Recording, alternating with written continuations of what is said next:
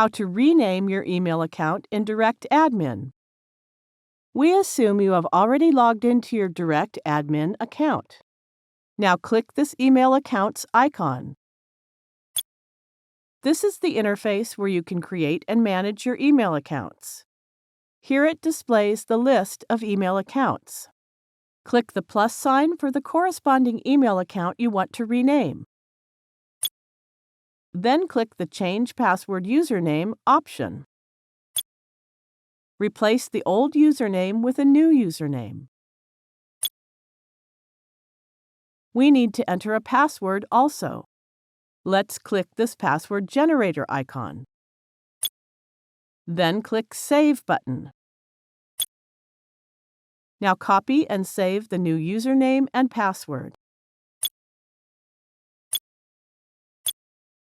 That's it. We have successfully renamed our email account. Thank you for watching.